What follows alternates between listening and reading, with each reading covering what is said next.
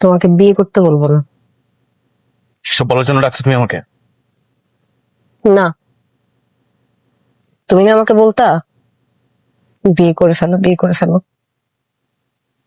করতেছি আমি বিয়ে। দাওয়াত দেওয়ার জন্য ডাকছো এখানে, তাই তো? হুম। সুখ পাখি মা! মা! মা! বাবা! ঢাকায় একটা ফটো ফেস্টিভ্যালে আমার ছবি সিলেক্টেড হয়েছে। টপ 3-তে আছি বাবা। জিততে পারলে 5 লাখ টাকা দিব। তোমার জমিও বেচতে হইব না, আমাদের যত দুঃখ কষ্ট আছে সব মিটা দিব। তুই কি আমার উজবুক মনে করছো? হ্যাঁ, ইয়া বলতে বল কথা কর। তুই ভাঙ্গা ক্যামেরা আর ভাঙ্গা কম্পিউটার দিয়ে তুই 5 লাখ টাকা ইনকাম করবি, হইলো? হ্যাঁ বাবা, এর থেকে আরো বড় বড় পুরস্কার আছে। ফেস্টিভ্যাল আর অনেক বড় বড় ফেস্টিভ্যাল আছে। অনেক রায় দিচ্ছে, যা ঘুমাইতেছে। কালকের থেকে তুই রুমে থাকবি।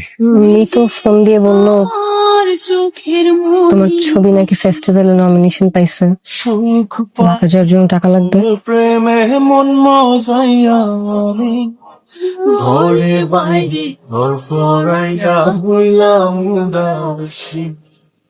কম্পিটিশন আমি জিততাম,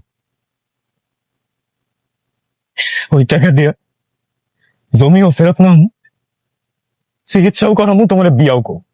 8-9 লাখ টাকা, 9-10 ভরি সোনা সবই নাকি চুরি হয়ে গেছে। আরো বললো যে সিসিটিভি ক্যামেরায় নাকি দেখছে ওই দোকানের আশেপাশে বড় একটা ব্যাগ নিয়ে রাতের বেলা আবিদ ঘোরাঘুরি করছে অনেকক্ষণ। আমি দেখতেছি। আচ্ছা, ওই রেনু নিয়ে একটু বাজারে যাওয়া দরকার। তো সবচেয়ে মূল্য লাগবো না, মনে তো খারাপ করে রাখতে বলছি। রবি চির ওই তোর ভাবিরে নিয়ে কেনাকাটা করে আয়।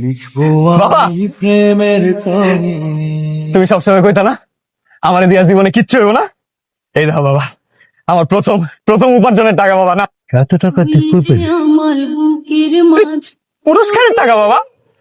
তিনি এত টাকা করে নিয়া তুই টাকা চুরি করছিস? প্রেমের কাহিনী। এটা আমার কষ্টের উপার্জনের টাকা।